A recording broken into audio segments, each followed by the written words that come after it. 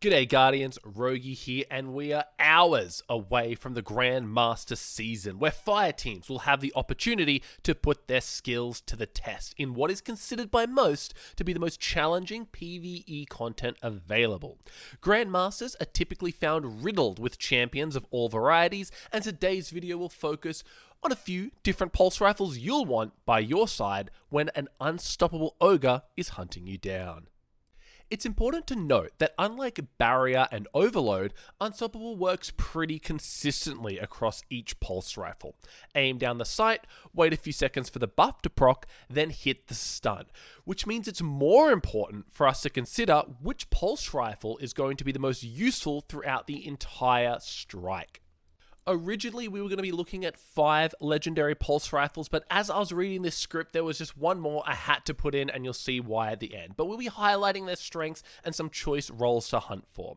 A new addition to the Nightfall modifiers this season are elemental burns. Commonly found in Legend and Master level lost sectors, the Nightfall version will see our weapon damage with selected element increase by 25%, but we'll also receive an extra 50% from that matching elemental damage. So, while void weapons are currently head and shoulders above their counterparts thanks to volatile rounds, we'll be highlighting some from each element to make use of these burns. First off, let's start in Kinetic. We've got the only aggressive frame kinetic pulse rifle in the game, currently farmable through Garden of Salvation. It's Sacred Providence. Aggressive frames rose in popularity back in the days of Blast Furnace, yet might be the rarest frame of any weapon. Currently only 2 of these hard-hitting 4-burst pulse rifles remain in the game, and both are exclusive to raids. Sacred Providence can only be found in Garden's 3rd encounter, making it a pretty rare piece of loot to get your hands on. Thankfully though, scoring yourself a decent roll is relatively easy. With only 4 perks in each column, it's not too difficult to find a strong combination like Rapid Hit or Outlaw in column 1 and Kill Clip in column 2. While we are talking about aggressive frame pulse rifles, it seems like a natural transition into the next pulse rifle on our list, Insidious. Destiny 2's most recently added legendary arc pulse rifle. Insidious shares a trait with Sacred Providence that it's also an aggressive frame and hidden away in the raid. Added in the Vow of the Disciple raid, this weapon is found at both the 2nd and final encounter, and comes with the added bonus of being craftable, albeit after turning in 5 red bordered versions. Insidious might be the best feeling pulse rifle I've ever shot. It has a similar feeling to Sacred Providence, but is sporting slightly better stats with a higher range, better stability, and a less intense bounce pattern.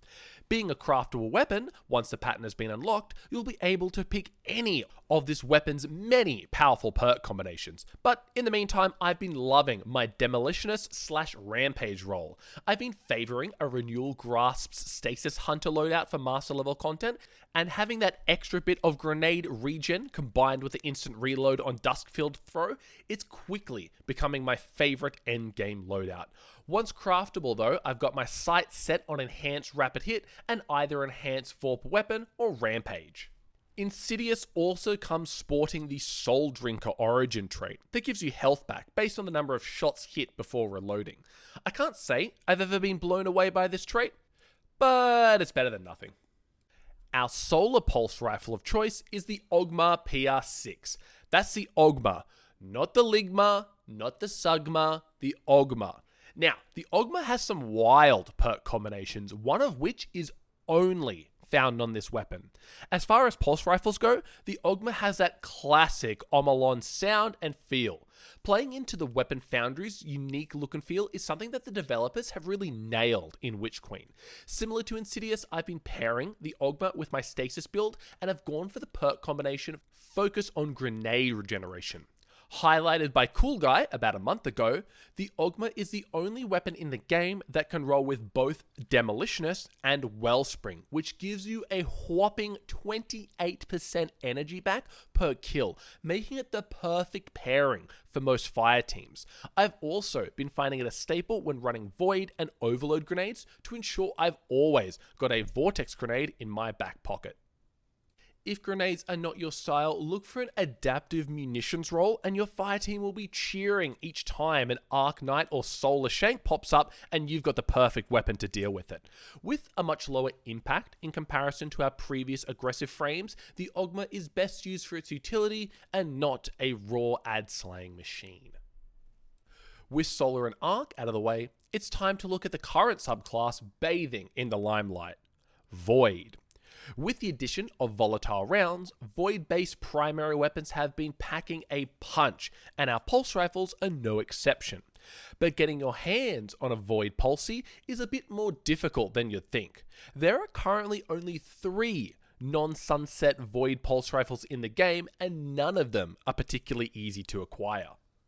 First on the list is Last Perdition, originally released in Season of Arrivals and is currently only available through Dares of Eternity, but is a regular at Banshee's pop-up shop.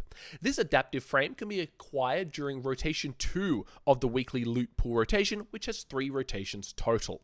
This unfortunately is the easiest of the 3 to acquire. As far as perk rolls go, it's got the usual suspects, so any combination of Outlaw and Kill Clip or Rampage is going to serve you well. Now, personally, I'd look for high impact reserves, as ad slaying can be a little bit challenging in Grandmasters, meaning that proccing Rampage or Kill Clip is a little bit inconsistent. Next up, we have Premonition, a high impact frame pulse rifle hidden away in the Moon's Pit of Heresy. Only available as a chest reward for completing the second encounter, Premonition is scarcely seen in the wild. Reissued in Season of the Chosen, getting your hands on this weapon can be a little bit tricky, but there are at least some ways to increase its drop chance. Activating a Hymn of Desecration before opening the chest will increase the chance of a weapon dropping as the reward. Thankfully, Pit of Heresy is farmable, so grab a checkpoint and spend those leftover hymns. As far as performance goes, the only reason that Premonition is on this list is because it's a Void pulse rifle. Other than that, it's my least favorite of these pulse rifles to use. With such a low rate of fire, it's too difficult to make use of volatile rounds, and compared with Insidious, it actually has less impact, less range, and a much smaller magazine size. Honestly, I don't think this weapon is worth the hassle of acquiring it, but it's still a Void pulse rifle, and with such limited options, if you've got one, use it. If you can get your hands on one, go for it. Now, the last weapon on our list is unfortunately impossible to acquire at this moment, but was very popular during its time, so I hope a majority of you have at least one sitting in the vault. I am, of course, talking about Season of the Splice's rapid-fire frame, Grid Skipper. Grid Skipper is without a doubt the best pulse rifle in the game right now. Thanks to its high RPM, it can easily proc multiple detonations of volatile rounds, making it a dream for clearing a wave of red bars while also posing a massive threat to champions and elites. Grid Skipper has some great perk combinations available, making it a threat for any level of encounter. Like Last Perdition, I opt for high impact reserves as my damage boosting perk, as it's easy to proc, thanks to it being a rapid fire frame. If you can also get your hands on armor-piercing rounds, you'll find it very difficult to switch off Grid Skipper throughout the entire strike. Hopefully though, we'll see some of last year's seasons added to the loot pool of Dares of Eternity, giving you the opportunity to get your hands on such incredible weapons like Grid Skipper. 4 out of the 6 Grandmaster strikes in Season of the Risen's rotation will include unstoppable champions: Scarlet Keep, Arms Dealer, the Light Blade, and Birthplace of the Vile. It's time to dust off that Grid Skipper, Guardian. I'll see you in the next one.